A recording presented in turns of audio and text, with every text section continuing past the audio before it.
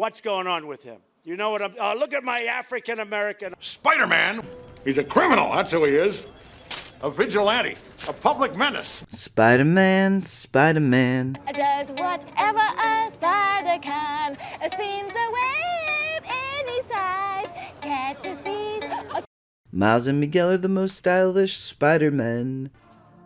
Cross the Spider-Verse has invaded our dimension, so let's unweave this tangled web of laundry on SuperXevolution, where we take a look at the fibers that make the super fit. Miles Morales is the star of Sony Animation's stylistic game changer that shook up the industry. Look no further than Puss in Boots: The Last Wish to see how the influence has led to more dynamic visual storytelling in the West. Hey, you want to see something cool? Miles was created by Brian Michael Bendis, Axel Alonso, and artist Sarah Pichelli. Mr. Morales was made in response to having a mixed-race president in the office at the time for the Ultimate Universe comic line. He took over the mantle when Ultimate Peter Parker passed away. His first suit the residents of NYC saw was an ill-fitting Halloween costume, given to him by his best friend, Genki.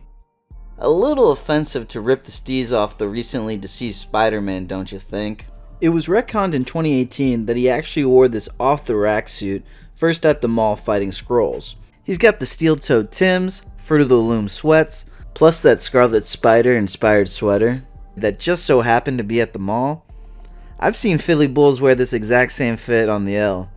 It's practical and gets the job done in a pinch. His classic comic suit was given to him by Jessica Drew, a female clone of the late Peter Parker, on orders by Nick Fury after Miles helped S.H.I.E.L.D. lock up Electro. Pichelli said that most important visual element of the suit was the black. I theorized the red downward triangle represents his Puerto Rican culture, as their flag has a prominent triangle in its design. Into the Spider-Verse's spray-painted suit highlights all of Miles' personality perfectly, with the imperfectly perfect graffitied spider, as he's still an early work in progress as a human and as a hero. His leap of faith in his classic Jordan 1s, plus the jacket-hoodie combo that mirrors his Uncle Aaron's attire, is undeniably his most iconic look, which was only in the film for less than 3 minutes. Miguel O'Hara is the head geneticist at a corrupt megacorp in the cyberpunk world of 2099, and he's not your mama's Spider-Man. He became imbued with powers after becoming addicted with the dangerous substance known as Rapture that his boss secretly dosed him with to make him beholden to the company. Miguel, looking for a cure from this addiction, had his DNA spliced with the spiders. His chest flexes a vivid skull, similar to a noble false widow's abdomen, that extrudes its 8 spider legs. He has claws and poisonous fangs. It's no wonder he's so toxic to Miles. Spanish Mike is more durable and has a heightened healing factor, which might come in handy. Help! Please! Someone! I'm going to die! Are you okay? I told you to lay off. Cat!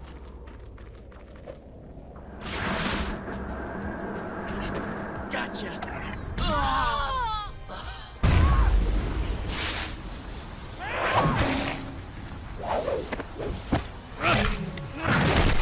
His costume was originally a Dia de los Muertos outfit he made with unstable molecules to avoid tearing at the wild celebration. He added a torn piece of futuristic gliding cloth to his costume that conveniently looks like spider webs, which would allow him to flying squirrel throughout the city. Now, is his costume cobalt or true navy? What shade of blue is it? It's canonically black in dialogue scenes in the comics. Today is represented as black with a dark blue tint. In the Sonyverse, Miguel's first design in the post-credits shows him in a more comic-accurate model suit, slender and non-threatening. He still has his forearm fins that were made popular by Batman in the 1940s. Who do you think you are? Really? In the Squeakquel, his design got that HGH upgrade. Boy is swole as hell, the traps are trapping, His forearm blades are in kill mode, his upper body sports more red to highlight the character's aggressive nature, plus translucent fabric that exposes his high-tech circuitry powering his suit and personal AI. Across the Versus symbol is Cyber Goth Dommy Daddy Punisher meets MCU Tom Holland Tech Spider. This design choice for 2099 is likely what led to Miles getting a simpler 90% black costume during this movie, as virtually no other Spider-Men had black suits outside of Venom variants. Concept Corner. The combination of red and black stayed consistent throughout the entire creative process. The editors originally wanted Miles' suit to stay similar to Peter's, but that would change throughout the ideation process. At times they would remove the classic webbing overlay altogether. It was important to Pichelli that the new hero not wear boots or a belt, as these accessories are associated with more overly aggressive fighters. These sketches were made when the idea was for the character to be closer to Ultimate Pete's age, which would have been a misfire. And for the record, the fit with the hoodie cardigan and the Curious George coat, it's a war crime. Alberto was initially hired by Sony to become the production designer / art director, and was also contracted to direct the animation test. Notice the difference in the posture. He's tall and confident in his tagging concept, and slumped over and dejected in his new school uni. In the early draft of his remix suit, they lean on the deep M design from the comics. It's tough, but I like the final film's version. This minimalistic look was in the running at some point. It isn't bad if it was for a completely stealth suit, but this ain't Miles' bag. Although artistic, this style doesn't communicate his personality at all. The Hellfire Gala. This is how Miles would pull up to the Mutant Met Gala in his spider suit. MultiVersus. This is for everyone you've killed! England, murderer! Hold your fire! This man isn't black! What? We have to talk about the first non-white boy to bear the mantle of responsibility, motocross driver Takuya Yamashiro, Spider-Man. Toei created an incredibly unique character, who gets his powers from the blood of an alien from planet Spider. He gets a silver bracelet that activates his spider protector costume. It also shoots out ropes and nets that act like spider webs. Pretty silly, pretty cool. Oh yeah, he can control a spaceship called the Marveler that can transform into a mecha, Leopardon. Production company Toei just created a monster that could only be defeated with more mechas. That's why Tokusatsu, and Super Sentai especially, would heavily feature mecha, or Megazords for those in the West. I love his perpetually focused glittery silver eyes. He just always looks like he's ready to scrap. Japanese Spider-Man's a beast who can even see into the future. He could low-key 1v1 Japanese Goku. Hydra 2099 looks like the suit was taken straight out of the comic Nazi's closet. He ripped off the sleeves, so you know he's evil. It's drab and boring. What are these bandages for? Is he a Waiata boxer? They didn't even give him a Nazi spider symbol. So for that, I'm proud of the artists and writers. They didn't want to make the fascist fit too fire. In the medieval fantasy part of Weird World resides Sir Miles, Shadow Spider. He has quilted padded suit, which is what fencers wear, except he's got a giant cape and throws knives. I think I saw this guy at the Ren Fair last year. The hood is clearly a King Mickey reference. If I were a wealthy man, I... Move it. This Miles bonded with Venom, and they got along well in order to survive in a reality that had been cleansed of technology by the Unmaker. But the ancient mutant apocalypse forced them to fuse with Carnage, and nobody can mentally survive that symbiote. You hear that splash? It can only mean one thing. It's time to drip or drown. Movie 2 Morales. I'm struggling how to put this in words. Maybe this will help. The way he leaps off of rooftops and flips backwards to face the camera before falling into a headfirst dive is just full of the exaggerated swagger of a black teen. It gives me goosebumps every time he does it, especially as the music begins to swell. Speaking of, we've got to talk about the music. Shout out Metro Boomin, who produced the backing track Superhero to this video. He's composing the soundtrack to the Spider sequel. He even has his own official Spider Sona. His inverted Holland Spider Ice is insane. Yeah, this one is plain Jane no ASAP Ferg.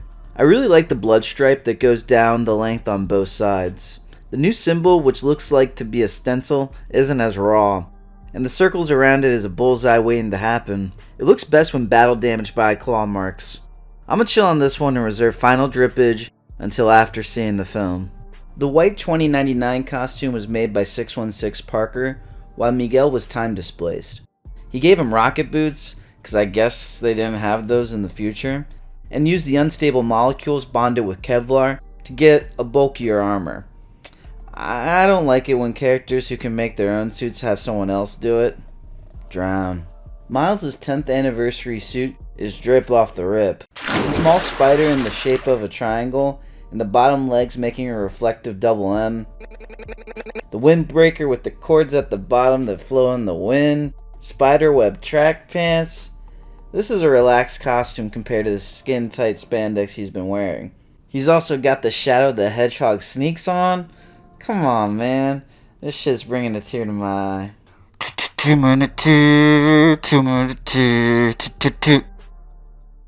R.I.P. Peter. Chris Pine did a great job before he was squished. Ghost Spider Gwen Stacy. Haley Steinfeld is doing a great job with the voice acting, and Emma Stone was a sensational Stacy in the ASMs. Her name is sort of a double meaning because her character was dead to the comic audience for years, so the audience knows that, but she was haunted for not being able to save her universe. Peter. S. Spider Pig. Looney Tunes. C. Noir is Nick Cage going crazy, but he lives in the darkness. B. My man Miles. B. Penny. Anime inspired. I hope they bring her back for the third movie with an Ava looking mech like she has in the comics. Spider-Man. He's part alien, took the most liberties with the property, and he looked awesome doing it. A. Ben Reilly. Clone. Peter B. Parker. Black Cat. Wait, how the hell is she getting here?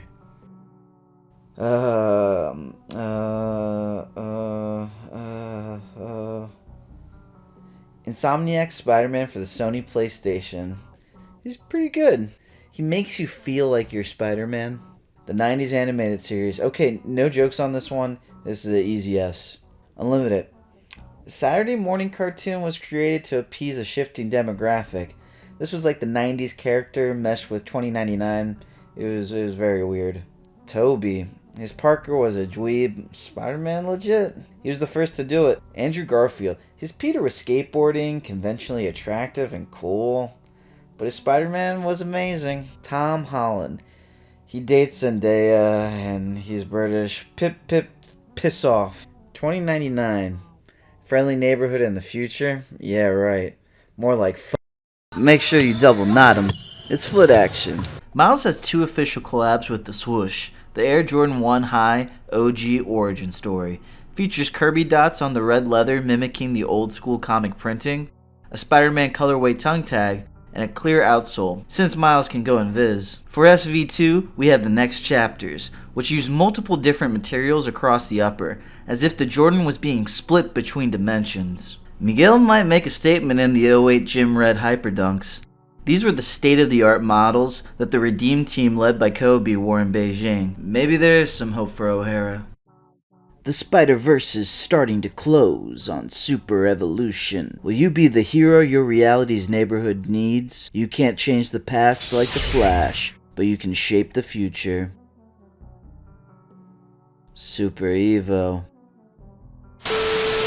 So the so-called pro-abortion Spider-Man just completed his most daring climb yet. The more abortion, the better. Spider-Man, thank you for coming on tonight. Congratulations on surviving yet another.